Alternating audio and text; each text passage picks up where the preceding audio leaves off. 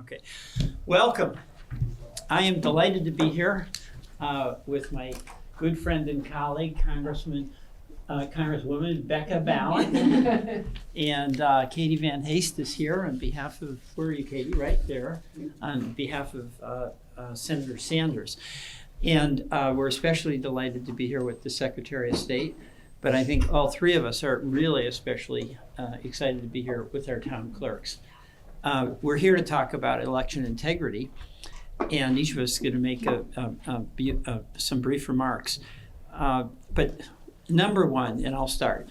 Number one, there's nothing more important than protecting the right of every citizen to cast her and his vote. It's extraordinarily important. It always has been in Vermont. And the foundation of our democracy is that there are free and fair elections. That has been challenged. What happened on January 6th was shocking. And I was in the House at that time, and I was about 20 feet from where the shot was fired. I was witnessing as the mob was trying to break the doors down. And even as it was happening, and I was scared, as we all were, I didn't believe it was happening. I didn't believe it was happening because this was the United States of America, and we have a tradition of the peaceful transfer of power. And it's based on the reality that we all accept that it's the citizens who select their leaders, not the leaders who select the outcome of the election.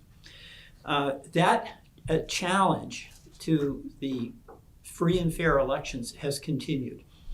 Every single hearing I'm in the Senate, when we're asking a nominee for a position, a cabinet position or even a judicial position, we ask the question, who won the 2020 election? And there's a rote answer that is now being given, obviously scripted by the Trump administration, and that is that President Biden was sworn in. Yeah. And it's just an evasion. It's chilling. It really is, It's isn't chilling. it? And you have the same thing in the House. Yeah, do. it's really astonishing. So we're now facing in the House and the Senate the so-called SAVE Act, where among other things, the administration wants the Department of Homeland Security to have access to all our voter file information. We have a courageous Secretary of State who, in response to the request for that information, said no. Not on my watch. Yeah. But I want to tell a little personal story about why I have so much, or just to demonstrate my respect for the town clerks. I ran for Congress in a primary in 1988, and I lost by 264 votes. That's a fairly close election, right? And I was asked right after I lost, am I going to ask for a recount? And my answer was no. And they said, why not? And I said, I trust our town clerks. They get it right. And I believe that then, and I believe it now. So I just want to say thank you to our town clerks. Now, more importantly than me trusting the town clerks, Vermonters trust the town clerks. Yes, they do. And we're here to talk about how solid and secure every Vermonter can feel about their right to vote. Their vote will count, and there's not funny business going on anywhere at any time on your watch, and you're representative of all our town clerks. So thank you so much for being here. And what I'd like to do now, Becca, would you like to say a few words? Yeah, But thank you so much. Thank you, Peter. Thank you, Sarah, for inviting me to be part of this. I would say that this is the question that comes up the most when I am at any kind of a public forum, whether it's a town hall or if I'm meeting with Vermonters. They're deeply concerned about the next election. And one of the things that I always remind them is that elections are not run federally, they're run locally. And I remind them that actually you do trust your town clerks, and they are the people in our towns and our cities and our villages across Vermont that are making sure that we are living up to our democratic ideals. And when I remind them of that, there's often this like sort of exhale, like, oh, right, okay. And then I remind them that actually, regardless of where we live in this country, there is no state that is going to want the federal government interfering with their elections, because it's their vote elections are run by the states. And Peter, you talked about January 6th, and I can tell you it was a really profoundly moving day for me as well. I had just been sworn in as the president pro tem of the Senate, and it was one of the most exciting days of my life. And that very same day was when the insurrection happened at the Capitol. And like you, I couldn't believe what I was seeing. And I use the word chilling because it's still chilling when I'm sitting in committee and we seem to be debating basic facts, basic history of what happened in that building. And I know that I can speak for certainly both the senators and for the Secretary of State. We want every single Vermonter, regardless of party, to know that we are protecting the integrity of the vote and your right to vote safely and securely. And very happy to be part of this. The town clerks are the heroes of all of this. And I just want to say to Vermonters, I know we think that we are somehow above some of the rhetoric that happens outside of the confines of our state, and we're not. And I know town clerks and folks who work at the Secretary of State's office are getting, they're getting threats, they're getting intimidation, and sometimes they're getting bullying at the polls. I need you to understand that when you go to vote, these folks are the freedom fighters on the ground here in Vermont. So very happy to be sharing this forum with all of you, and thanks for inviting me. Yeah, thank you. Thank you very much. Oh, Katie, yes. Here Thank you, for Senator. Sanders. Thank you, Yes. Katie. Hi, Katie Van Haste, State Director for Senator Sanders. Thank you so much, Senator Welch, Congresswoman Balint, for having me here today. I'll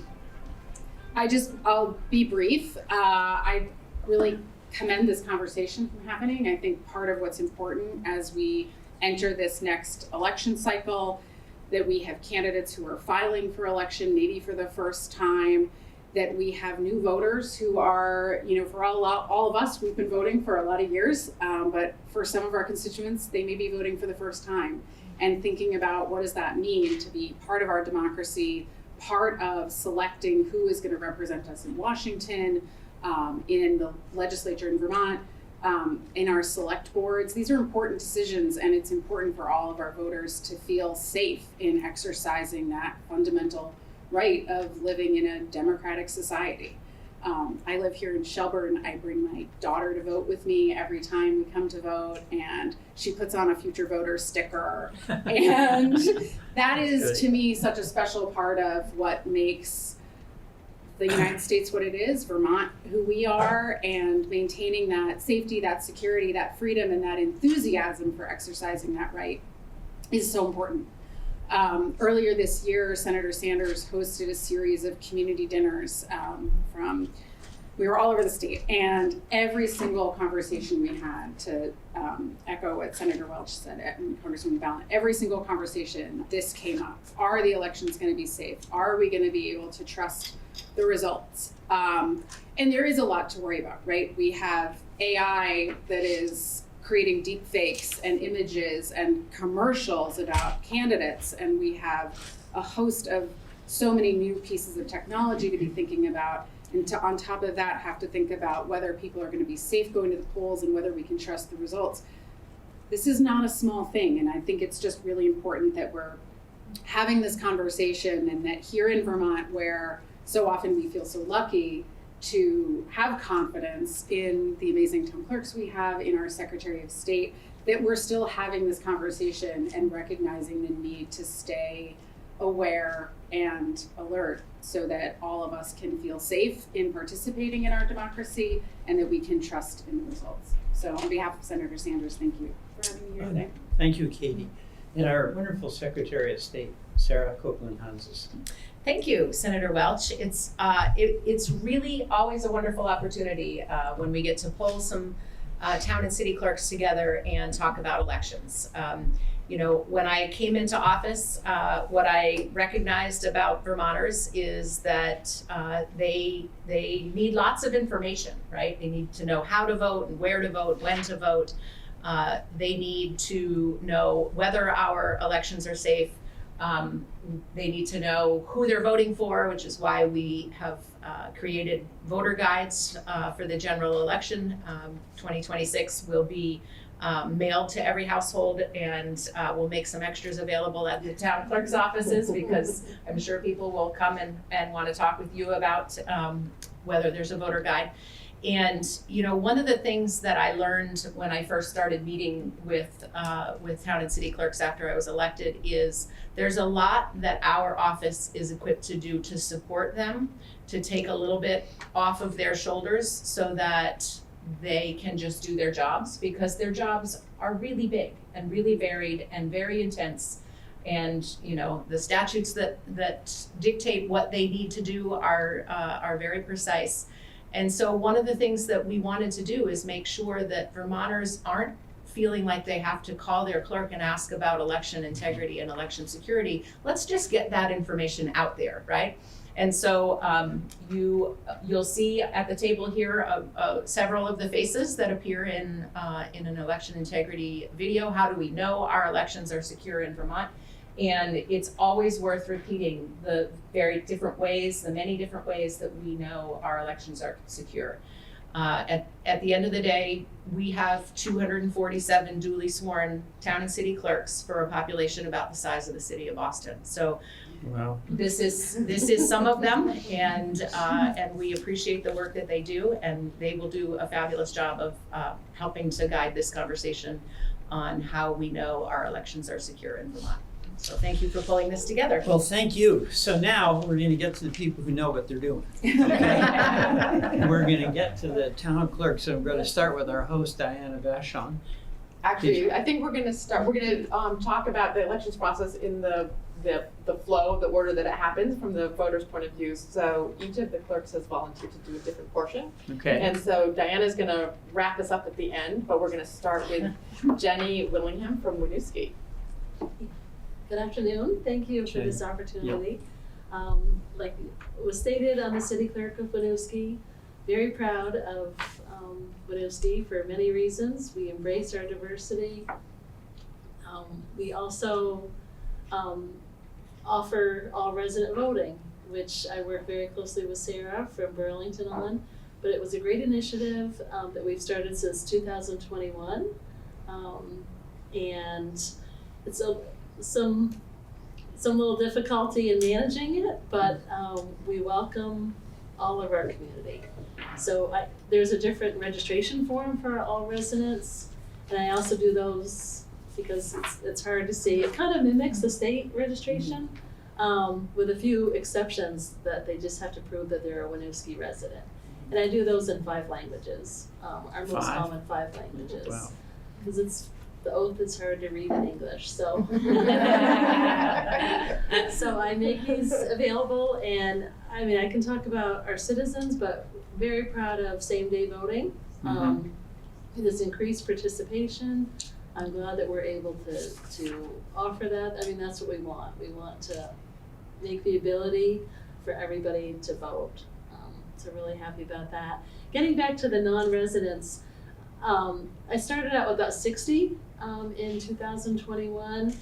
Now, not really quite sure because it's hard to track, but so they may be less than that. But out of those 60, 11 have become U.S. citizens, which is great. Wow. This past election, there was 5 all residents, all legal residents, that's what I call them, that came to the polls, and 2 had gained citizenship within the last 6 months. So that's beautiful.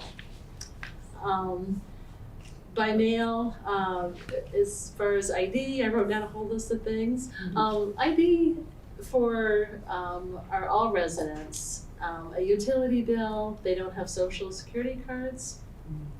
If they had a license, driver's license, that would be great, but anything that's showing that they're a resident. It could be a school ID for our 18-year-olds. It could be, like I said, a utility bill or signed lease agreement or something that identifies them as living in the city of Winooski. For all of our citizens, we follow the same checklist that we do. We all have to share the same one, and When people come to register, they just fill out the form. We can go in and just identify them, transfer them from Burlington maybe to Winooski, because that's very common. No slight to Burlington. Or Winooski to Burlington. So it's a really seamless, it's busy process. You know, generally there's 400 or 500 that will come for a general election same day. So it's busy, but you know, if you're passionate about what we have to offer and participating, that's the best that we can do. There are penalties for providing false information, and that's $10,000 and up to 5 years of imprisonment. Real penalties.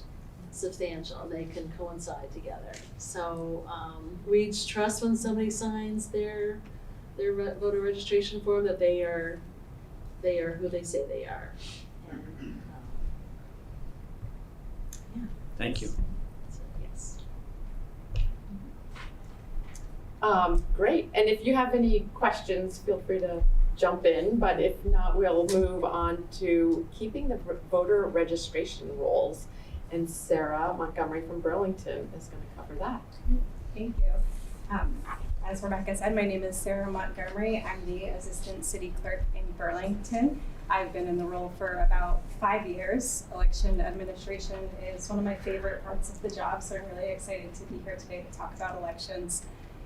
When we're talking about keeping our voter checklists clean, it's a constant ongoing process. We're responding to requests from the voter with new registrations or address changes. And we also have very specific requirements that are outlined in Vermont statute. The statute requires clerks and Board of Civil Authorities to follow these processes. One of the ways that we keep the checklist clean is by removing voters who we know are not eligible to vote in Vermont any longer. There's 3 specific reasons that we can immediately remove a voter from our checklist.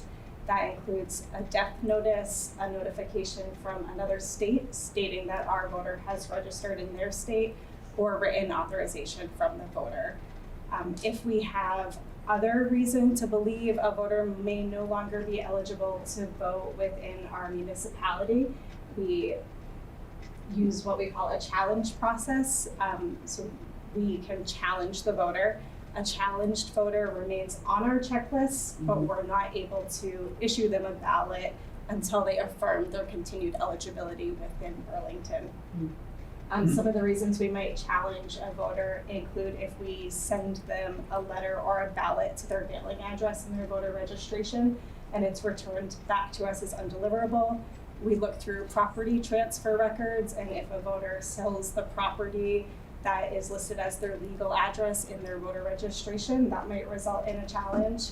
Another way that voters might become challenged is through what we call the biennial checklist review process. This is a required process that all clerks do in conjunction with their Board of Civil Authorities, excuse me, or in Burlington's case, it's our Board for Registration of Voters, every 2 years after a general election. This is a comprehensive review of our checklist where every voter is looked at, and if the board can't determine their continued eligibility to vote, they can vote to challenge that voter. Once a voter is challenged, they're notified of the challenge and given the opportunity to respond, either affirming that they are still eligible to vote within our municipality or confirming that they are no longer eligible and asking to be removed from our checklist. If the voter doesn't respond to that challenge, allowing us to either reactivate them or remove them entirely, they remain on our checklist for 2 general election cycles. So what that means is if we were to challenge a voter today, if they didn't respond to that challenge, we wouldn't be able to remove them from the checklist until after the 2028 general election.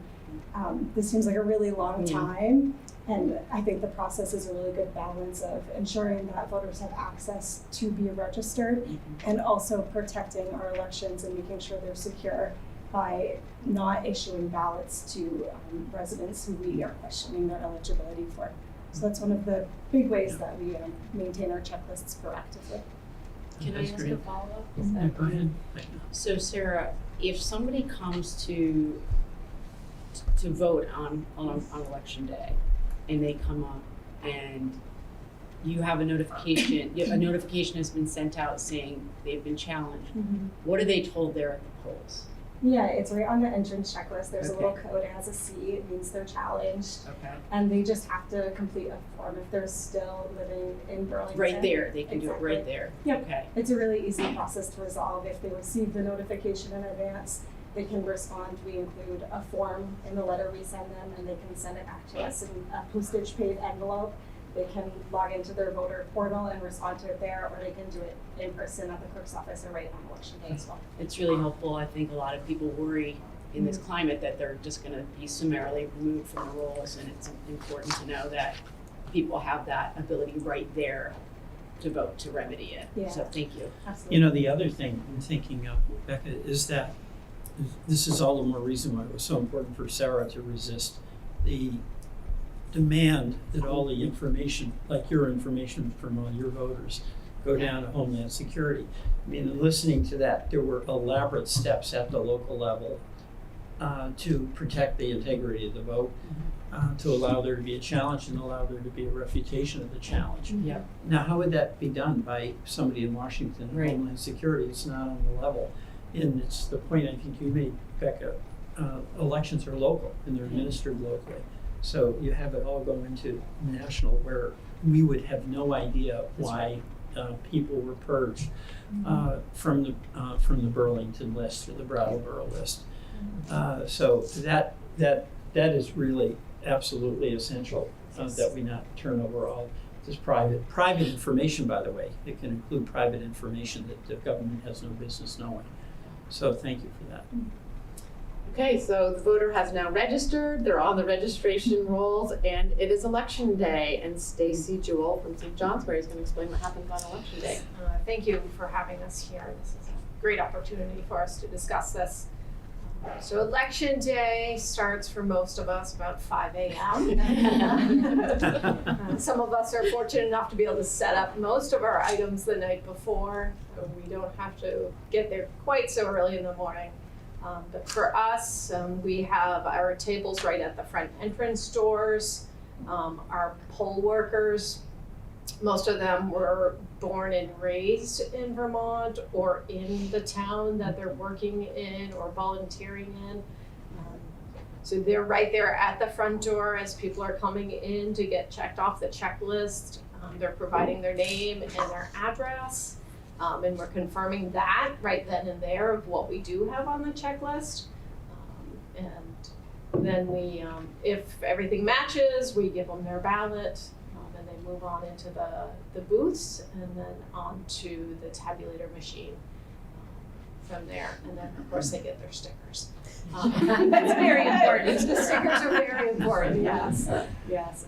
As Sarah was saying, though, if somebody is on the list and they're challenged, or it says they didn't have a driver's license or any identifiers when they did register to vote, or if they have to take their oath of office because when they signed up they were only 17 or they were 18 and hadn't made it to an election yet, they come to a different table, which is either myself or my assistant, and we will do a new voter registration form there for them. We will do their oath of office right there and then for them, and we'll do the challenge.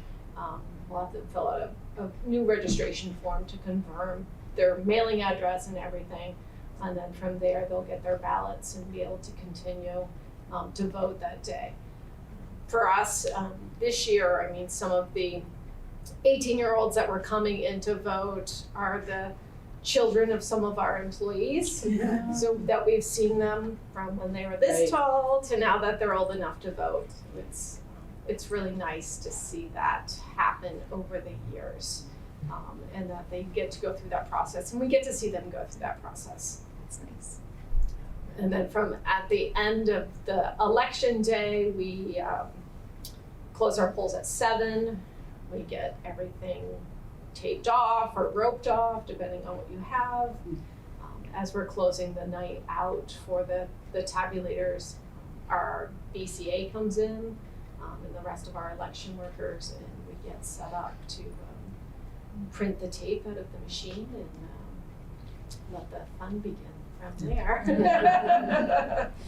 For us, I mean, most of our justice of the peace, again, they've been justice of the peace for 15 or 20 or 25 years. So when we hand them the voter checklist to review, they know those people that are on the checklist. They know all the people. They do, yeah, and it makes it much easier when we're doing that every 2 years. They're looking at that checklist.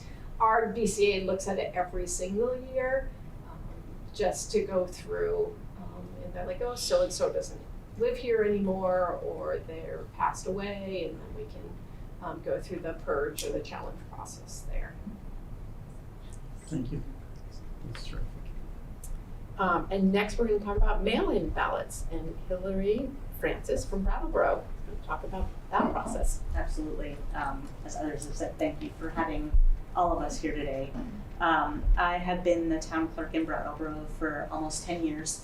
Before that, I did a lot of nonprofit work doing Get Out the Vote. So elections are definitely something that have been important in my world for a very long time. Brattleboro is, I believe, the only town in Vermont that allows for youth voting, so 16 and 17-year-olds to vote in local elections only. And so we have to follow some of the same or similar processes to the towns that allow for all resident voting, but in a different way. I could talk about mail-in ballots and the process and the integrity behind it for probably an hour or two. But to, being aware of time, I'll touch on some just sort of high-level big points. To vote by mail, to be mailed a ballot at all, you have to be a registered voter. You have to be verified by the state, or if you're a youth voter, by the town. And so we're not just, if somebody calls us and says, hey, I want a ballot, we're not just gonna mail it to them without going into the system and making sure that they're registered and following that process. There are penalties, like was stated before. Penalties for impersonation are 1 year, mail fraud or theft is 5 years, and perjury is 15 years. So those are real penalties. There are a number of checks and balances in our processes. I would say both through personnel as well as technology. So when you think about personnel, in order to do anything with mail-in ballots, we have to have 2 election officials present. We will never do anything with a mail-in ballot with just one person. Even if we fully trust that person, right? Our assistant town clerk has been doing this for 25 years. I trust her completely with everything. She's not allowed to do anything with ballots on her own. And that's for both voter anonymity as well as security, and making sure that there's always a second set of eyes. And sometimes it's just human error that happens, right? It's not even intentional. But that second set of eyes is important. And then there's the technology portion. Anytime we're issuing a ballot, anytime we put in, or before issuing, somebody has to request a ballot, and then we issue it, and then we receive it back. And every one of those steps gets entered into the Vermont Elections Management System. And in that system is designed to, if somebody has already requested a ballot, been issued a ballot, or we've received that ballot, it will not allow us to enter that step again. So if we see that happens, sometimes, right, we have people with the same name, maybe a different initial, and that human error happens, right? And we checked off the wrong person was issued a ballot, right? Human error happens. But it will force us to stop, go find that envelope, make sure that we're looking at the right address and the right middle initial. Oh, okay, we entered the wrong voter. Let's change that, let's correct it, and do it properly. So there's lots of checks and balances in there that will not let us move forward. And if we're, right, sometimes a voter, we mailed them the ballot and they never received it. And so The system will say, stop, you've already mailed them a ballot.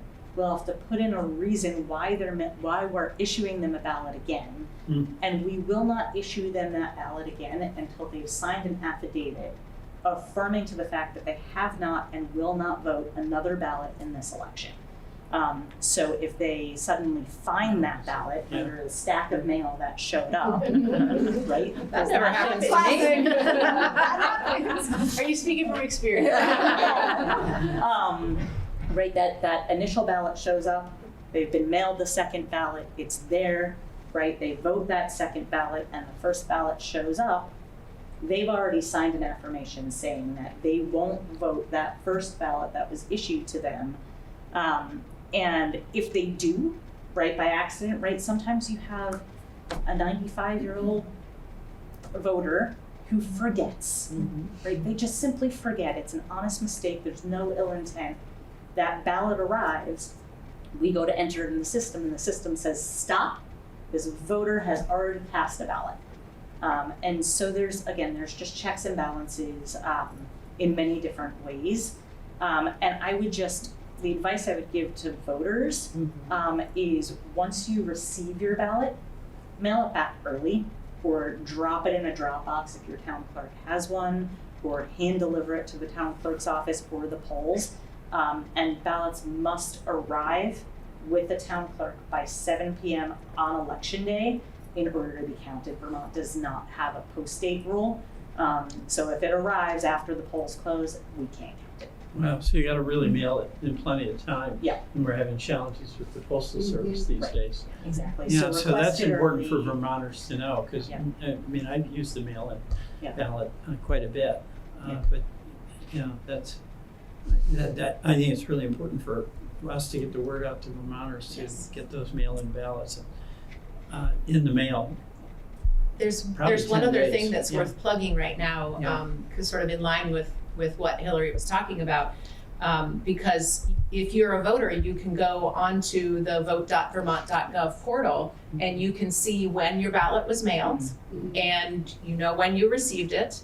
And then if you drop it into the drop box, after hours, or if you mail it back, you can actually go back and check your portal, your voter portal, and you can see when it was marked as received. Well, that's great. And you can also see if there was a problem with your mail-in ballot, because the clerk will put a notation in the system if, for instance, you forgot to sign the certificate envelope, or you forgot to do something that makes your ballot improperly cast.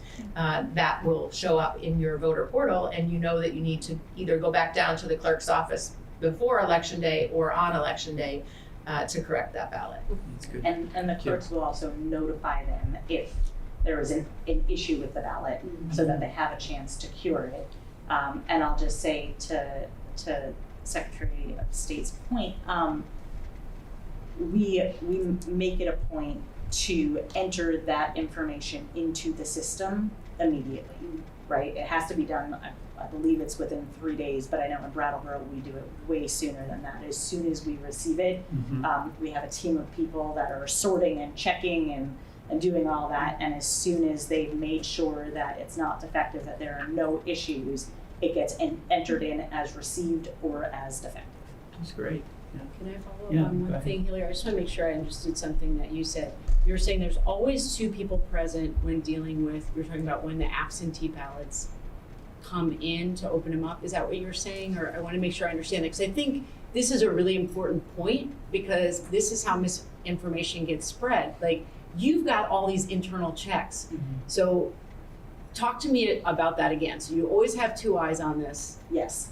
So in our office, we have 2 full-time staff and 1 part-time staff. We've actually had to rearrange our schedules. We used to do rotating lunch breaks, and now we do 1 hour of lunch that we all take to make sure that we can serve the public better.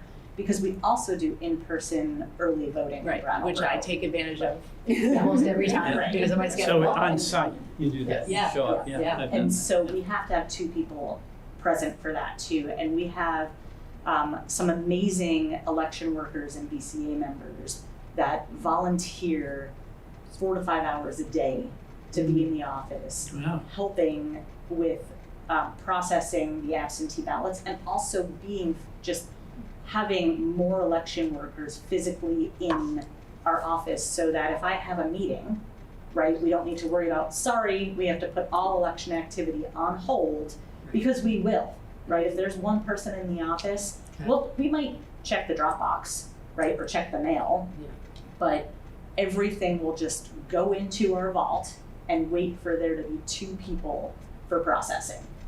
We won't All the time. We will not do anything with those ballots unless there are 2 people. And I would also say, and unless we're open to the public. So if we are super busy and we're like, okay, we just can't do this, we're gonna do it after we're closed so that we can do this uninterrupted, because we have people coming in for birth certificates and marriage licenses and dog licenses and land records, everything else that we do, we can't just say, we're gonna set this aside for when we can focus and we're uninterrupted. It has to be when we're open to the public, so anybody can walk in and observe the process. Wow, it's that's very pretty transparent. Yeah, that's great. Thank you. Next is Sarah Haskins from Morrisville, and she will talk about counting the votes. Yeah, it's an honor to be here today. My name is Sarah Haskins. I'm the town clerk, treasurer. I actually hold 10 positions for my community, for the town of Morrisville and the smaller village of Morrisville within our town. 10. It's like a Vermont retirement. I have been working in municipal government for 21 years, although I have these 10 different titles. Elections is definitely the favorite part of my job. I remember I first volunteered my first local election when I was in 4th grade. I babysat and sold Girl Scout cookies while my mom ran as town clerk in the town that I grew up in.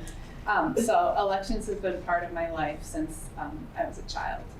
I'm going to talk to you a little bit about counting votes. So as Stacy talked about, it's 7 o'clock in all of Vermont. All elections close for everyone, and that's when the real fun begins. So for us clerks, we know it's really been, probably 60 days or more that we're running elections and doing stuff. But for many voters, it feels like 7 o'clock is really when the election starts. That's when you're going to get your results. So as you both mentioned earlier, Vermont is a decentralized state, and ballots are counted locally.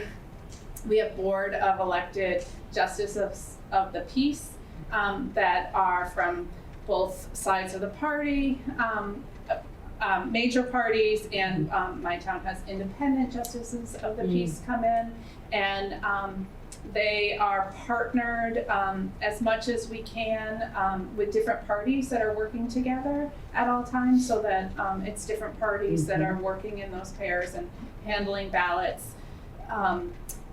All results at the end of the night for elections are entered into the Secretary of State's database by the town clerk, working with an assistant or another election official to verify that the results that we're entering are accurate. It's not just one person that are entering and certifying those results.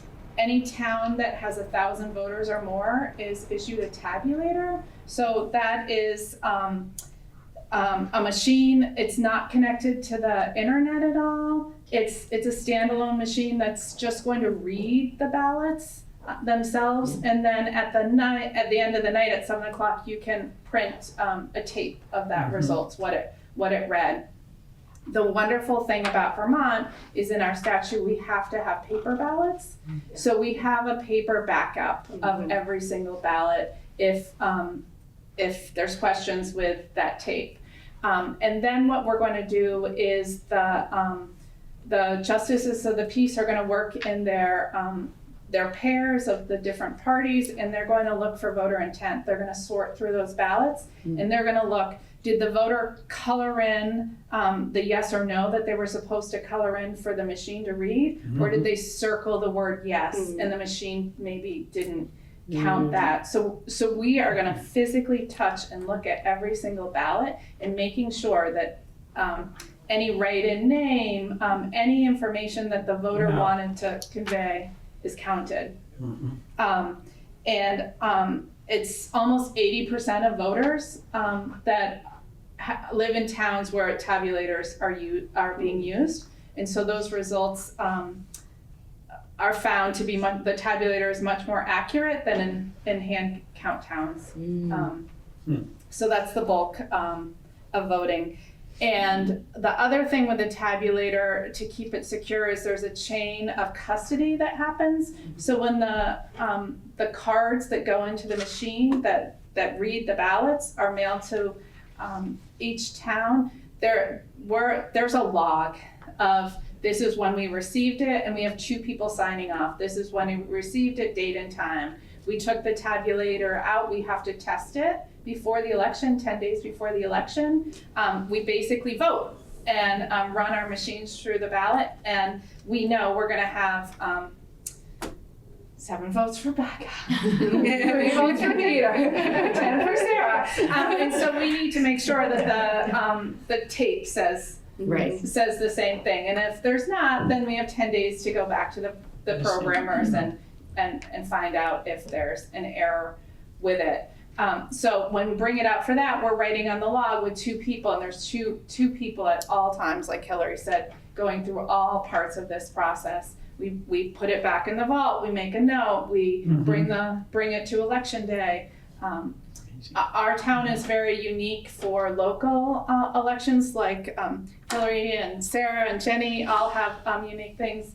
Our select board, with pressure from many of our voters, has been doing universal mail-in ballots. So we are mailing all active registered voters their local ballots for all elections, and we've been doing that since 2021, and have seen our participation in our local elections, even special elections that tend to not have a high turnout, go from 4% to close to 40%. Wow. Can I add something about the testing? Yeah. So a few years ago during a statewide election, we were testing our tabulators. We have 5 of them in Brattleboro, and most of our memory cards and tabulators were printing out the tape with the results that we expected to see from our hand count in the testing. And there was one tabulator that was not.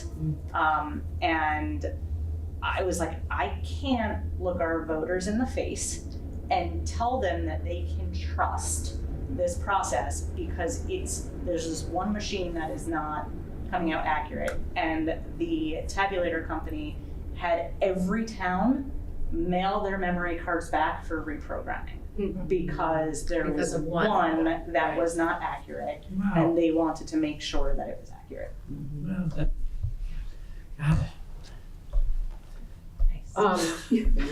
Wow, Sorry, go ahead. Well, I think we got a group of underpaid people here. Yeah, for sure. I'm sorry, go ahead. Well, to close us out, Diana Vashon, who's the town clerk here in Shelburne, is going to talk about confirming the vote count. Thank you. Thank you all for being here. Welcome, everybody. We're really excited to have this going on and for you all to be here to hear about elections with so much integrity and town clerks having so much passion for their jobs. Right. So after we've done all the counting, we have 48 hours to verify those elections. So you put in your election night results from your tabulator. So my staff will take the checklist, they'll go upstairs, they'll count all the in-person people who came through the polls. So I get a total of everybody who counted, and then you 2-3 eyes on something all the time. We put the information into the Secretary of State's website, and those are our election night results. So then we have 48 hours to go through and see if there's any discrepancies. You have to look at your absentee ballots and your any ballots that weren't cured, and you have to make sure all the numbers balance from the checklist to the tabulator tapes. And then 2 people have to officially sign off that yes, this is a valid election, all the numbers are correct.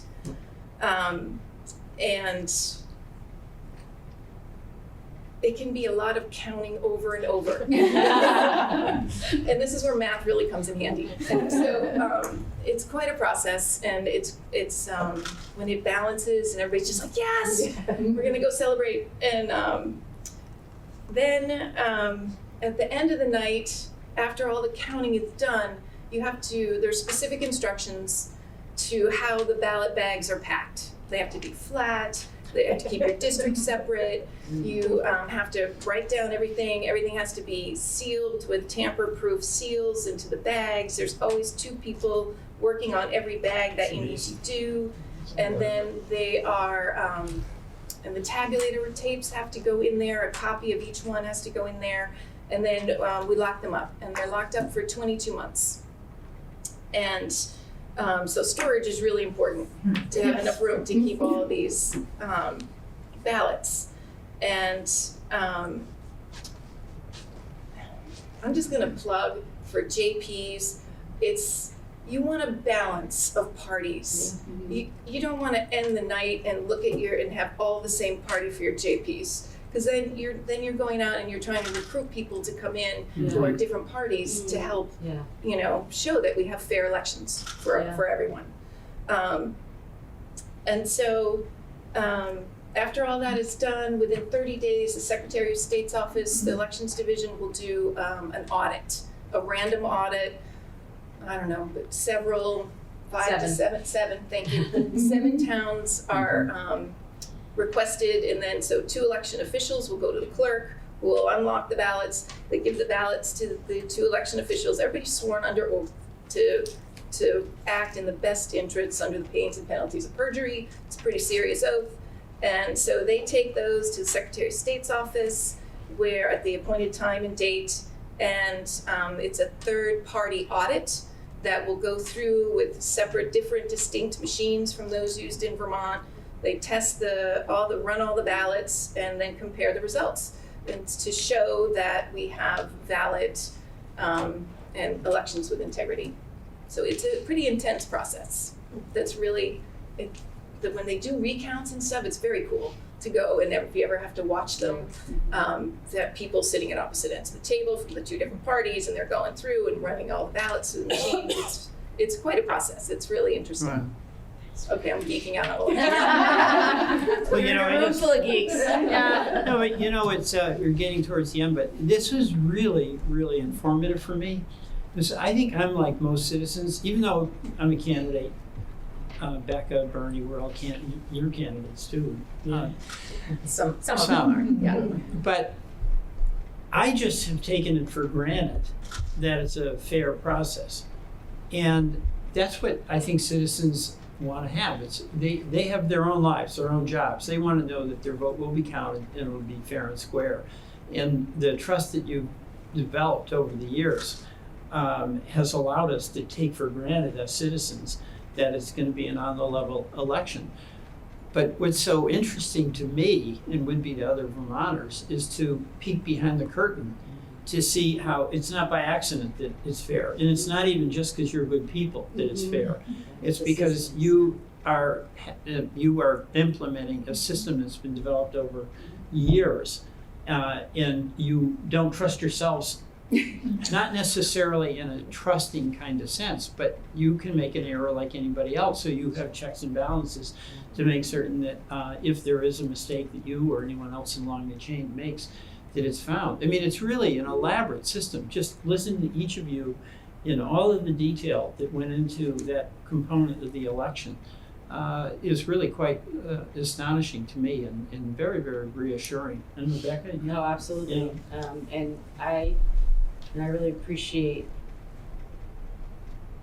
when you think about all the preparation that goes in, that for most Vermonters is just one day, or you think about when early voting starts. But for you, the election starts so far in advance to get ready to that day, to make sure that everything is up and running smoothly. And I consider myself also a nerd when it comes to these things. I love thinking about the systems that we put in place to make government function, but even as a nerd, I learned some things today I didn't know, and so I'm so glad we're doing this. And I think hopefully more Vermonters will educate themselves about the details, because when you see all the checks and balances, it makes it very difficult to feel like there would be anything but a free and fair election, regardless of what town or village or city you're in Vermont. So it feels really good. Katie, anything you want to add before we? I mean, I think one of the things that I was particularly struck by, as you all described this process so accessibly, was Jenny and Sarah from Burlington, Sarah in particular, was the way the system functions to balance both access by a voter, but also protecting that any particular person isn't abusing that access. And that seems to be, again, I think to the Congresswoman's point, we all know this, but to see the actual pieces that you have in place to make sure that that voter feels like they can come to the polls and cast their ballot, but also that if something's wrong, it'll get caught and that there's a solution. I think it's really an impressive system that all of us should feel really good about. And I think the support from the Secretary of State's office is incredible, and why this process is local is so important. So thank you. It's really interesting. Sarah, thank you. Katie, Sarah, you want to Yes. end it up for us? I would love to. I'm so honored to be here with this fabulous group of clerks, and honored to be able to be the Secretary of State who helps support the work that they do. I always say that the way we know our elections are secure in Vermont is because of the people and the processes. And I want to add a third P, and that is public. Because I think you've all noticed that there were several points along the way where the clerks talked about, this is a process that people can watch. This is a process that they can see.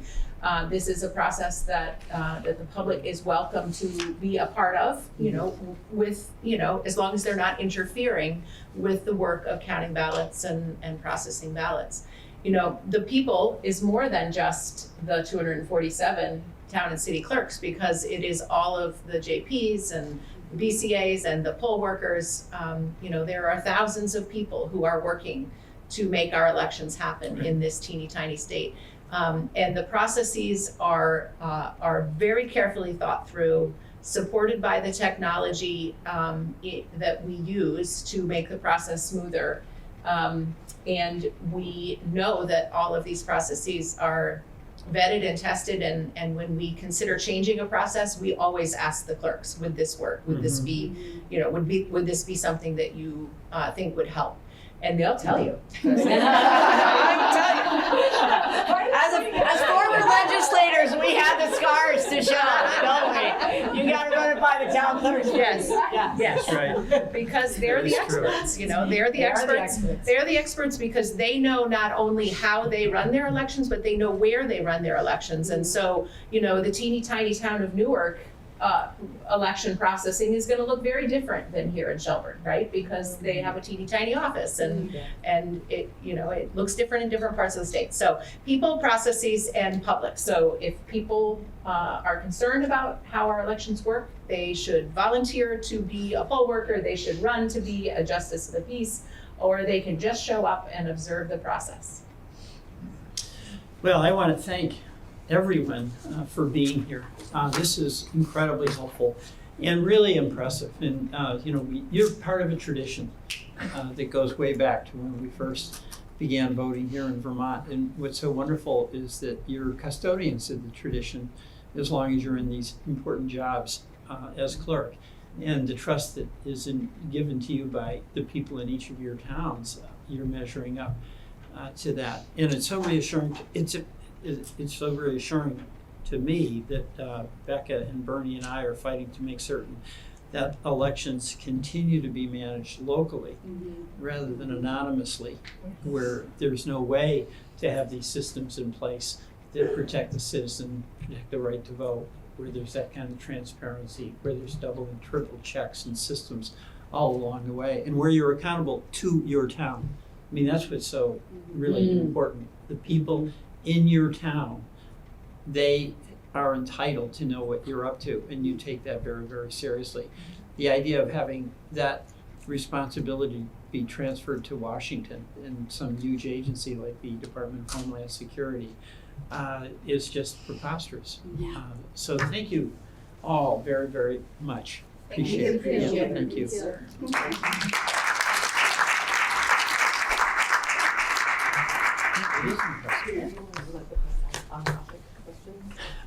If the press would like to ask some on-topic questions, direct and you want a good answer, direct them to the clerks. But we'd be glad to entertain some questions. Or after. Okay, great. Thank you. But we'll be here for a few minutes if you have anything you want. Thank you all very much. This is really good. We should do a picture of our clerks. We should. Here by between the flags. There's going to be a tour if you want to look at the Panel, gym can where we people stand up here and if you wanted to. between the flags and a picture? So we had to reconfigure it. I think so. All right. Thank you. I'm Diana Vachon, Shelburne Town Clerk. This is the Shelburne Vault, where we keep all of our records that need to be preserved, and we keep all of our election supplies, our tabulators, accessible voting systems, and the ballot boxes with the tabulators go on. And the ballots are stored in here. We have different boxes set up for the different phases that the ballots are in. And you're welcome to come tour the vault anytime.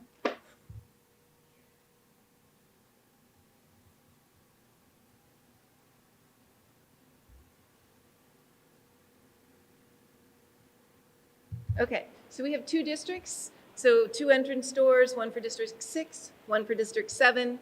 And then we have stanchions all set up that rope off the area. So you check in 2 different places, depending on which district you live in. And then you vote separate in separate areas. And then everybody exits out the north door there. And we have the 2 different tabulators set up for both districts.